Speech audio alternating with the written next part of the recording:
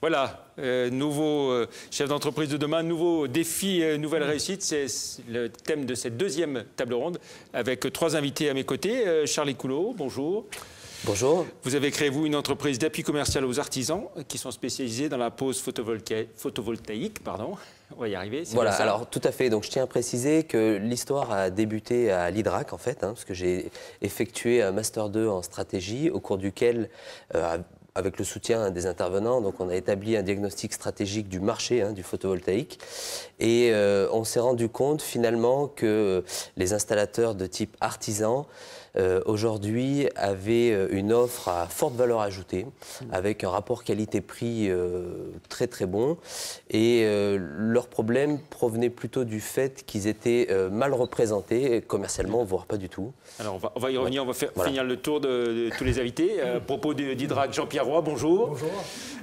Donc vous-même, vous êtes directeur national des programmes de l'IDRAC. Absolument. Président des jurys de salariés, c'est ça? Oui, tout à fait, particulièrement en charge des processus et des procédures VAE, donc validation des acquis de l'expérience, qui permettent à des salariés, des cadres en exercice, eh bien, de concrétiser leur expérience par un diplôme reconnu au niveau professionnel. Et puis, merci, Samuel Cohen. Donc, vous avez créé avec votre frère, vous êtes plombier chauffagiste, une entreprise de plomberie chauffagiste à Villeurbanne, c'est ça? C'est ça, vous avez tout dit. Entreprise qui s'est créée quand? Entreprise qui s'est créée il y a bientôt 1 an sur Villeurbanne. On opère sur toute la région lyonnaise et je me suis donc associé avec mon frère pour une association qui était très complémentaire, très originale, très intéressante et dont je vous parlerai. Voilà, on y reviendra. Pour revenir à vous, donc Charlie Coulot, le témoignage donc, sur votre idée de création d'entreprise. Oui, alors, donc, comme je disais, donc, on est parti d'un constat qui était que les installateurs artisans, notamment, donc les petites structures, aujourd'hui avaient une offre très qualitative, donc, comme le disait une personne d'ailleurs qui était interviewée. Cependant, ils sont mal représentés commercialement et les clients potentiels, donc les prospects, ne sont pas toujours informés des offres que peuvent avoir ces artisans. Donc, nous, on a fait le choix de créer un réseau d'installateurs experts, donc, qui s'appelle IES Solaire, et autour duquel on fédère donc 7 entreprises sur la région Rhône-Alpes et on prend en charge donc la commercialisation de leur offre autour du photovoltaïque, de la création du prospect, de la création du contact, jusqu'à l'établissement de l'offre technique et la signature du bon de commande. Donc ça représente en fait un surplus d'activité donc pour ces installateurs et ce surplus n'a pas nécessité de risque financier, d'investissement de leur part. Voilà. Vous avez identifié donc qu'il y avait qu'il y avait un potentiel effectivement, qui avait un potentiel tout simplement parce que ces gens-là, c'est un certain nombre quand même d'artisans ont un niveau technique qui est assez élevé, donc ils maîtrisent très bien leur sujet. Donc je pense à un installateur qu'on a sur la région lyonnaise qui a réalisé plus de 250 projets, donc c'est quelqu'un qui a une très forte maîtrise. Cependant, véhiculer son image jusqu'aux clients potentiels, c'est un autre métier, ça nécessite du temps, de l'énergie, de l'investissement et c'est pas toujours dans les compétences des artisans, ils n'ont pas forcément toujours le temps de travailler sur ces sujets-là. Donc nous, on essaie en fait de les épauler. C'est une façon d'accompagner les... Voilà, en fait, on essaie d'être apporteur d'affaires en étant un peu plus structuré parce qu'on prévoit en fait sur chaque chantier, on provisionne une partie de la rémunération qui sera réinvestie sur la zone de chalandise de l'installateur. Donc on a vraiment un engagement sur le long terme de développer le business des installateurs sur le long terme. Et ça marche plutôt bien? Ça marche, donc on a eu un début d'activité qui est récent, puisqu'on a démarré début septembre, donc ça fait à peu près 6 mois. Et aujourd'hui, en chiffres réalisés pour le compte des installateurs, on doit être à peu près à 200 000 € d'installation qu'on leur a fait facturer, de chantier réalisé depuis le début de l'activité. Voilà. Des services donc proposés aux artisans, il suffisait d'y penser finalement? Alors, il suffisait d'y penser et c'est un sujet qui est quand même assez complexe parce qu'il faut arriver à fédérer des entreprises qui sont quand même au départ individuelles, donc c'est-à-dire qu'ils ont une vocation à être, quand on est artisan, on travaille, on est individuel, mais pour autant, ça répond quand même à un besoin qui est quand même très fort de leur part. Et puis, on peut imaginer un certain nombre d'opportunités. Donc, on est en train de mettre en place des achats groupés, par exemple, sur le matériel. Bon, voilà, d'essayer de travailler sur plusieurs sujets un peu plus larges hein, que la commercialisation, que la communication et le marketing. Et le fait de travailler ensemble, ça passe bien? Alors, moi, vraiment le plus beau succès de cette structure, pour moi, c'est la relation avec certaines entreprises, parce qu'on a un certain nombre, la plupart d'ailleurs, des installateurs qui sont très impliqués et qui nous apportent des solutions, qui nous apportent vraiment... Enfin, voilà, on a un réseau qui est quand même assez dynamique et ça, vraiment, je m'en félicite, parce que vraiment, c'est, je pense, le plus beau succès de cette entreprise-là à ce jour, c'est d'avoir réussi à fédérer ces entreprises et à les motiver pour justement essayer d'apporter leur pierre à l'édifice et qu'on essaie d'organiser un travail en commun, en fait, finalement. Très bien. Voilà. Merci. Autre bel exemple de création d'entreprise et de développement. Samuel Cohen, donc vous avec votre frère, alors deux profils très différents, Samuel et Benjamin Cohen. Donc expliquez-nous, donc un qui a fait l'ESSEC et l'autre qui a 2 CAP et un brevet professionnel, c'est ça? Professionnel, c'est ça. En fait, c'est un peu le hasard de la famille, je dirais. C'est-à-dire que moi, j'ai fait une école de commerce. J'ai travaillé dans le milieu de la banque et de la finance du développement, jusqu'au jour où je me suis dit, bah, en fait, je ne me plais pas tant que ça dans ces métiers-là. J'ai peut-être besoin d'être un peu plus éloigné d'un écran et plus proche de vraies personnes, de vrais individus. J'avais envie d'un travail un peu de proximité. Et il se trouve que j'avais... Vous avez eu peur de devenir un Jérôme Kerviel, non? Non. J'en étais loin, mais il y a d'autres exemples d'échecs, je dirais, dans la profession très nombreux. Mais il y a un moment où il faut savoir ce qu'on veut faire. C'est-à-dire que moi, je me suis dit, voilà, j'ai 28 ans. Est-ce que je veux toute ma vie travailler derrière un ordinateur par sécurité, un peu par confort? Ou est-ce qu'il ne serait pas temps un peu de vivre ses rêves d'une certaine manière et de se lancer sans avoir peur de l'échec? Et il se trouve que on est 3 frères. J'ai un frère qui était plombier chauffagiste de métier avec donc 10 ans d'expérience, tous les diplômes, et qui était auto-entrepreneur depuis environ 3 ans, qui avait le projet de se mettre à son compte et qui avait aussi ses propres limites. De la même manière que moi j'ai mes limites sur le plan technique, lui il avait ses limites sur tout ce qui est administratif, commercial, etc. Et donc on a réfléchi. Vous avez dit si on travaillait ensemble? Pardon? Et vous avez dit si on travaillait ensemble? Exactement. Exactement. C'est un projet qu'on a pris le temps de mûrir quand même parce qu'on ne fait pas ce genre de reconversion du jour au lendemain. Une fois qu'on a pris la décision, on ne s'est pas lancé non plus la fleur au fusil, c'est-à-dire que j'ai d'abord pris le temps de suivre une formation. En fait, j'ai fait un CAP d'installateur thermique, donc de chauffagiste, et j'ai travaillé en alternance. Donc vous, même après l'ESSEC, vous avez fait un CAP? Tout à fait, oui. Tout à fait. Et j'étais pas le seul dans mon CAP, donc j'ai fait mon CAP dans un Greta, qui accompagne en fait un certain nombre de personnes en reconversion. Et je me suis rendu compte qu'en fait, il y avait pas mal de personnes qui avaient des diplômes, qui avaient des expériences et qui se reconvertissaient ou qui essayaient de se reconvertir parce que c'est pas toujours évident dans un métier manuel. Donc voilà, je l'ai fait parce qu'il fallait passer par cette case-là, parce que ça m'intéresse aussi de mettre les mains dans le cambouis, comme on dit, et pour bien faire mon métier après. Et vous avez été accompagné aussi par l'ICRE, hein, l'Institut Créateur-Repreneur d'entreprise? Tout à fait. J'ai été accompagné donc par l'ICRE BTP, qui fait partie en fait de l'ACAPEB et qui accompagne les jeunes créateurs d'entreprise, enfin jeunes ou moins jeunes, dans le bâtiment et les TP. C'était un accompagnement qui nous a servi dans le sens où ça nous a permis de nous poser les bonnes questions. C'est un accompagnement qui nous a permis d'être mis en relation avec tout un tas de personnes ressources, comme par exemple des comptables, des banquiers, enfin toutes les personnes dont il faut s'entourer quand on crée son entreprise. Et aussi qui nous a permis de découvrir l'ACAPEB et tous les services qui pouvaient nous être apportés. Et donc effectivement, je dirais que ça nous a bien aidé dans notre projet. Alors cette complémentarité avec votre frère, donc au quotidien, ça se passe plutôt bien donc? Écoutez, ça se passe très bien jusqu'à maintenant et il n'y a pas de raison que ça s'arrête.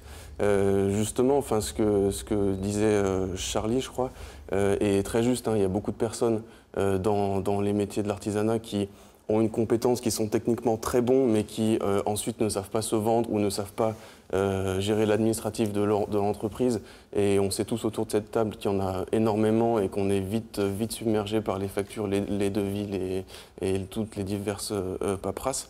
Donc nous, on a trouvé une solution dans notre complémentarité à ce type de problème-là. Mon frère est vraiment responsable de tout ce qui est technique. C'est lui qui va faire les devis, c'est lui qui va sur les chantiers ou alors qui fait les suivis de chantier avec nos collègues. Et moi, donc, je suis plus sur les aspects de chiffrage, commercial, administratif, de rédaction de lettres de devis, de factures, de tout ce que vous voulez. Donc vous avez quoi, un an derrière vous maintenant Bientôt un an, oui. Oui. Un an de création d'entreprise. Ça a bien démarré, un peu au-delà de nos espérances, notamment, je pense, grâce à l'accompagnement de l'ICRE BTP, mais aussi parce que c'est un projet qu'on a pris le temps de préparer et de mûrir, et je pense que c'est ça qui a payé. Ça va au-delà de vos espérances, ça veut dire que vous allez devoir recruter, vous renforcer la structure Oui, alors on a déjà commencé, puisqu'on a recruté notre premier salarié après 3 mois d'existence et qu'on a recruté une deuxième personne au bout de 6 mois. Donc on a deux salariés qui travaillent avec nous. Du coup, moi, au début, j'étais beaucoup plus sur les chantiers. Maintenant, j'ai pris du recul et je suis plus au bureau, plus avec les clients et plus sur des activités un petit peu compliquées qui peuvent être litigieuses comme les recherches de fuite. Mais effectivement, la physionomie de mon quotidien et de celui de mon frère a changé très très rapidement. Et votre frère vous dit parfois doucement sur le commercial, prospecte pas trop parce qu'on qu'on a du mal à suivre après? On n'en est pas là, non. Il faut... le commercial, c'est un combat de tous les jours. Quand on est à son compte, quand on commence le mois, on voit qu'il faut faire tant de chiffres pour pouvoir être à flot et se payer. Et ça met quand même un petit peu la pression. Et donc, on ne peut pas se permettre de négliger ça. Donc, on est toujours à fond là-dessus. Et vous ne regrettez pas un instant donc, d'avoir renoncé à la finance? Non, pas du tout. Pour être avec votre frère à la tête d'une entreprise? Pas du tout, parce que je fais quelque chose qui me plaît. J'ai un travail, comme je disais, de proximité, de relationnel, qui à la fois est technique. J'ai l'impression que je résous des problèmes qui embêtent les gens et que vraiment, quand tout se passe bien, les gens nous remercient très, très chaleureusement. Et puis j'ai un métier qui maintenant est très terre à terre et qui me correspond bien. Très bien, merci. Alors Jean-Pierre Roy, après ces 2 témoignages très intéressants qu'on a eus, très concrets, et si on s'intéressait un moment, et si on s'arrêtait un moment sur ces populations, donc qui font le choix justement de la formation continue pour évoluer vers une nouvelle vie professionnelle, est-ce qu'on peut dire clairement qu'il y a des nouveaux profils de chefs d'entreprise là? Oui, assez clairement, il y a des nouveaux profils de chefs d'entreprise. Je pense que ce que nous observons au niveau général, c'est le besoin de conjuguer de manière plus étroitement des modes de vie personnels et des modes de vie économiques. Et je pense de vivre une aventure entrepreneuriale qui soit aussi une aventure métier, c'est-à-dire qui soit une aventure de compétences dans lesquelles la quête de sens trouve une finalité réelle, quotidienne, en voyant le rapport au client s'épanouir, en voyant l'entreprise se développer. Et je crois que c'est un rêve qui aujourd'hui berce de plus en plus de nos étudiants qui se détournent pas massivement, mais qui commencent à se détourner des grands schémas classiques entrepreneuriaux ou intrapreneuriaux dans les grandes entreprises pour aller vers des projets plus à leur main, plus à leur mesure, où justement le concret, le terrain domine dans leurs relations au quotidien. Je dirais qu'il y a quelques enseignements aussi, quelques enseignements importants que je retrouve ici dans les discussions. C'est tout d'abord, je pense qu'il n'y a pas d'installation sans compétence centrale, c'est-à-dire sans une compétence forte qui est un peu passion profondément ancrée dans l'individu. Je crois que sans cela, effectivement, il n'y a pas d'artisanat au sens propre du terme. Je crois que deuxième enseignement, pas seul. Je crois qu'on a besoin d'accompagnement, tous. Là aussi, le mythe de l'entrepreneur seul doit s'effacer, je crois, au profit de collaboration et de coopération. qui se font à travers des organismes comme l'UPA, mais également à travers toute une communauté qui est là pour supporter finalement les porteurs de projets. Ça, je crois que c'est extrêmement important. Et enfin, un enseignement qui est quand même toujours extrêmement riche et qui doit toujours nous faire réfléchir à la façon dont on doit gérer en fait l'installation, c'est que proximité ne rime pas avec facilité commerciale. C'est-à-dire que la proximité n'est pas encore un gage absolu de la visibilité client, des facteurs clés de succès visibles. Et je crois qu'il y a un travail à faire, et c'est ce que nous essayons de faire dans les processus VAE, c'est d'apporter cette compétence complémentaire qui permet aux artisans d'aller déployer véritablement leurs atouts, leurs forces, leur passion du métier, leur sens du client au quotidien. Mais au final, il faut toujours aller chercher le client. Toujours. Je crois que c'est un défi quotidien, et c'est là une variable clé, je pense, des business models des artisans.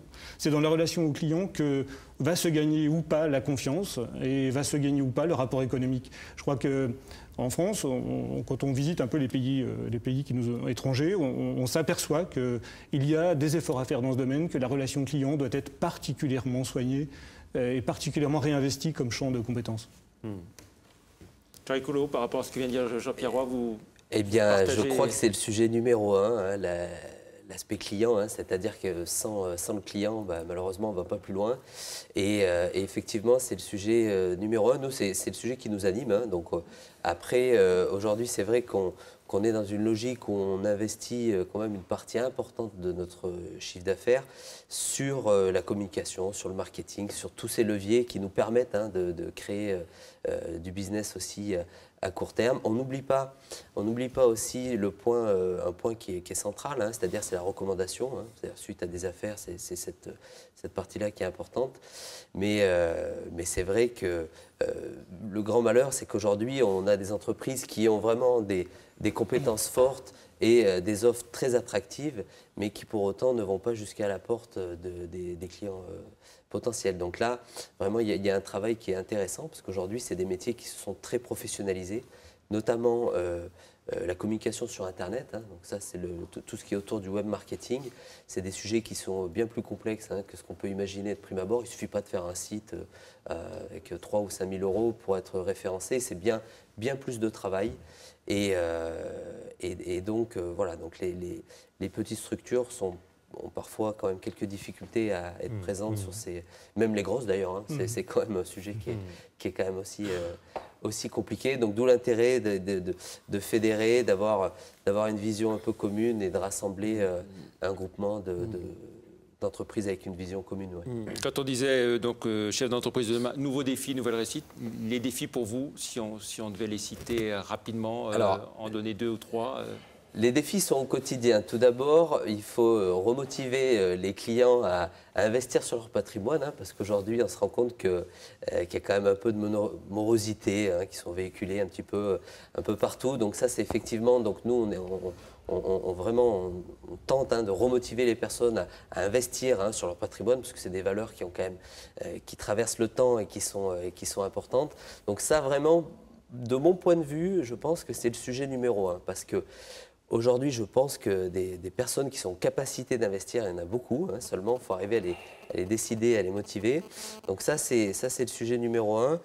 Et ensuite, mais bon, je crois que c'est beaucoup demandé, c'est d'avoir un peu de visibilité. Mais bon, ça, je parle de ça avec un peu le sourire aux lèvres, parce que c'est pas évident, parce qu'on est dans un monde qui évolue très rapidement, avec des changements juridiques, fiscaux, qui sont assez rapides.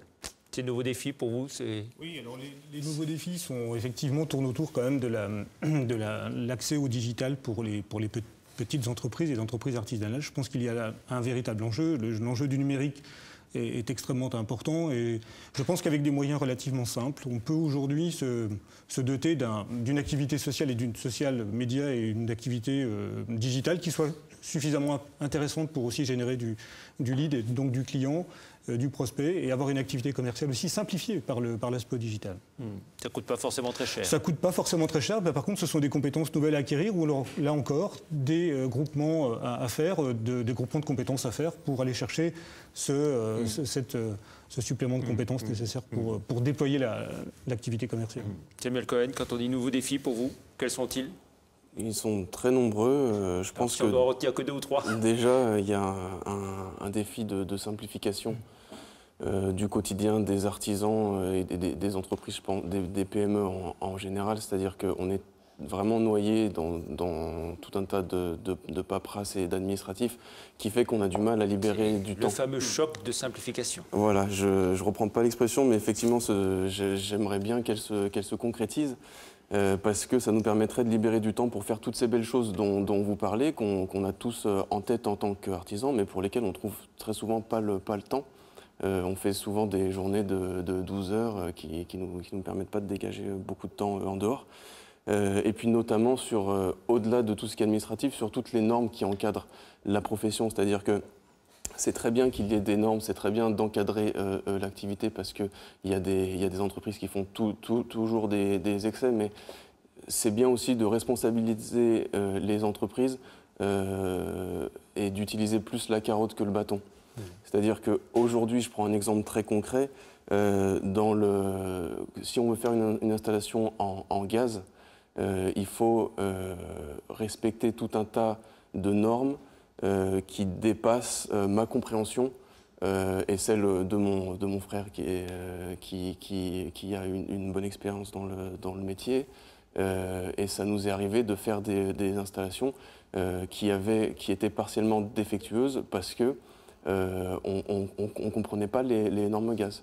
C'est-à-dire que je comprends que ce soit un secteur, un sujet très réglementé parce qu'il y a un vrai risque, mais il faut aussi que cette réglementation soit accessible aux gens qui la mettent en place, aux installateurs, parce qu'autrement le problème c'est que les installateurs, quand ils se rendent compte qu'ils ne peuvent pas respecter cette réglementation, qu'est-ce qu'ils font ?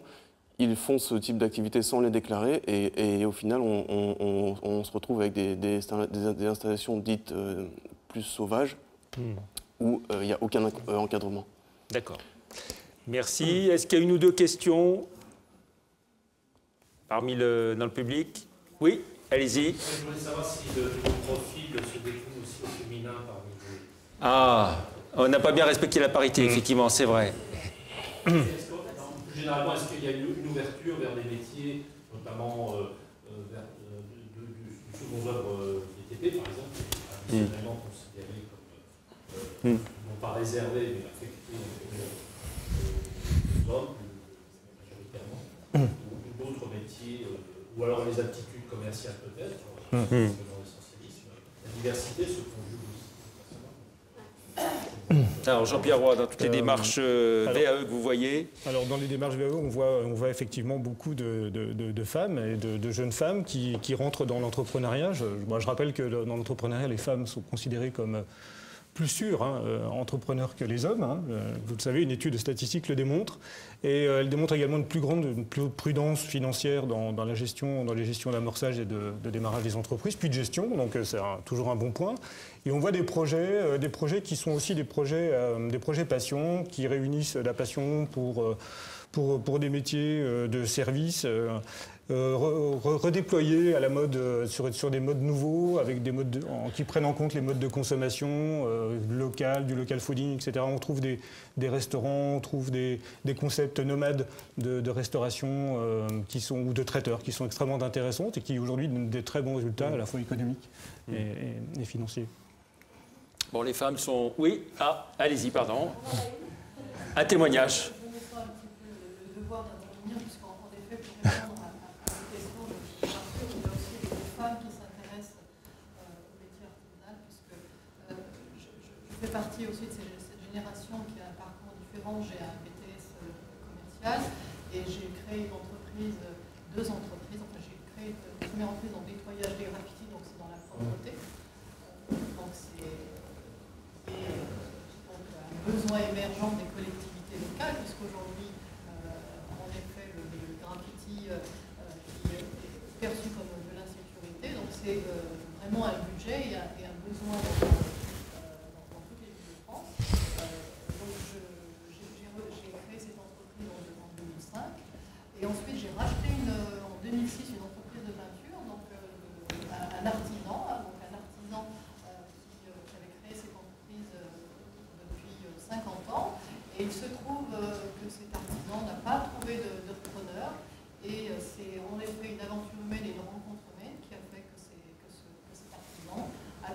m'accompagner, malgré que vous n'avez pas l'expérience et la compétence. Et ensemble, nous avons pu, donc il a pu nous transmettre ce savoir et cette entreprise que je dirige maintenant depuis 2006. Et nous sommes passés de 5 personnes à 10 personnes. Donc c'est pour vous dire que bravo. les femmes aussi s'intéressent à ces métiers artisanaux. Elles sont plus sûres, nous a dit Jean-Pierre Roy. Voilà. Meilleur gestionnaire, voilà. Moins cigale, plus fourmi. Je souhaite aussi intervenir pour répondre à la question de monsieur. Je suis présidente d'une association féminine qui s'appelle BPW, c'est Business and Professional Women, c'est en anglais. Et nous organisons le 7 avril, c'est lundi prochain, une soirée, une journée sur l'égalité salariale. Nous faisons un Zoom sur femmes dans l'artisanat. Cette année-ci, c'est toute la France. La journée 7 avril a été décidée par rapport au nombre de jours en plus que la femme doit travailler pour avoir le même salaire d'un an. Donc c'est 1 an et 3 mois. 7 jours pour avoir le salaire d'un an en moyenne en France. Voilà, c'est une journée internationale. Le 7 avril, elle sera à Lyon et en France. Vous êtes invités ce soir. C'est l'année prochaine. D'autres témoignages, questions? Oui, monsieur? Oui, simplement, je trouve sur la présentation des deux entreprises, on voit bien les facettes de l'artisanat, aussi diverses. Et puisque une entreprise, c'est le commercial et c'est la production, donc deux techniques, on voit bien la prise en compte du commercial dedans, c'est important. Et c'est peut-être quelque chose aussi qu'on ne sait pas trop bien faire dans l'artisanat. Et on voit en face l'autre monsieur, l'autre témoignage, qui lui, pour moi, je pense que c'est quelque chose de très important ce qu'il a créé, parce que surtout à cette époque-ci, parce qu'on vient de vivre, 2 paires d'années, où ce métier-là s'est créé, il a chuté. Il s'est créé et il a chuté, si on analyse un peu pourquoi, c'était de l'opportunisme qui s'est fait. Et quand on voyait ce que les commercialisateurs commercialisaient et où ils le commercialisaient, je pense que s'il y avait des artisans qui allaient faire ces installations-là, ils pouvaient se sentir coupables de participer à une certaine, entre guillemets, arnaque qui... Bon, maintenant, il n'y a plus de crédit d'impôt, donc ça peut s'assainir. Mais par contre, qui est votre client? Alors, voilà. c'est exactement ça, c'est-à-dire que nous, aujourd'hui, on fait signer le bon de commande des installateurs, hein, c'est-à-dire que les installateurs ont en direct le client. Et je rebondis vraiment sur ce que vous avez dit, parce que de cette manière-là, ils sont très impliqués dans la relation avec le client. Hein. Donc ils entendent justement à un service client, ils veulent vraiment conserver l'image. Et justement, ils sont très attentifs à ce que le travail soit bien fait, à ce que les informations qui soient dites aux clients aussi soient les plus honnêtes et les plus correctes possibles. Et je précise, hein, c'est exactement ça, vous avez bien résumé la situation. Si aujourd'hui les artisans avaient eu une emprise plus forte hein, sur ce marché-là, comme d'autres d'ailleurs, hein, parce que c'est le cas sur d'autres marchés, c'est à peu près le même système, eh bien, il y aurait eu moins de mécontents et moins de problèmes parce qu'effectivement, ils ont quand même la volonté du travail bien fait et justement, ils préfèrent réaliser un chantier correctement plutôt que d'arnaquer des gens. Enfin, vraiment, c'est pas dans leur profil, quoi, c'est sûr, c'est loin de leur profil. Ouais. Une dernière remarque, sinon, oui madame, et on conclura ce plateau. Je voudrais rebondir sur ce qui a été dit dans le témoignage sur l'apprentissage. Oui. Nous venons de céder notre entreprise à notre personnel il y a 1 an. Mon mari a 35 ans d'artisanat derrière lui et nous avons toujours formé des apprentis dans le domaine de la plomberie, de la couverture et de la zinguerie. Et les jeunes qui sortent de l'école et qui veulent venir en apprentissage dans nos entreprises, s'ils ont de bonnes moyennes, s'ils font de bonnes études, on leur déconseille l'artisanat, on leur déconseille les métiers du bâtiment. Et les enseignants font beaucoup de barrages. Et au contraire, tous ceux qui ont des difficultés, au lieu de les motiver, on leur dit bah, tu iras maçon. Voilà. On dévalorise toujours dans l'enseignement d'aujourd'hui les métiers manuels. Ce matin, nous avons évoqué le fait de récupérer des jeunes qui sont en désinsertion professionnelle. Et il me semble que c'est beaucoup plus opportun de prévoir pendant la scolarité une bonne sortie pour tous ces jeunes, plutôt que de les récupérer quand ils ont fait des expériences difficiles au bout de 4 ou 5 ans et où malheureusement ça devient très très compliqué.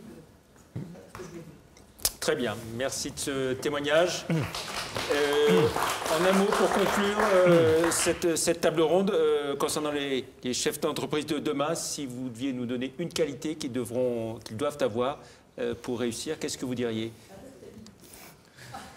Charles Coulot. Pour moi, c'est arriver à fédérer une équipe autour de soi. Une équipe qui soit une performante, quoi. Donc des gens impliqués. Savoir impliquer les gens autour de soi, savoir les fédérer. Ouais. Samuel Cohen. Moi, le conseil que je peux donner aux gens qui ont le projet de créer leur entreprise, c'est très simple, c'est de bien préparer leur projet et de bien s'entourer. Jean-Pierre Roy, une qualité pour je pense pas qu'il y chef d'entreprise de demain. Je pense qu'il y a vraiment un bouquet et je pense qu'il faut des compétences professionnelles extrêmement agiles aujourd'hui, qui soient dynamiques, qui soient en phase avec les besoins, l'évolution des besoins du marché. Ça, je crois que c'est extrêmement important. Et puis j'insiste sur les qualités relationnelles. Je crois qu'un artisan aujourd'hui est fort de sa relation particulière avec le consommateur, avec le client et sa capacité à pérenniser la relation dans le temps, dans un circuit court qui est encore une fois gage de confiance. Très bien. Merci à vous trois d'avoir participé donc à cette table ronde.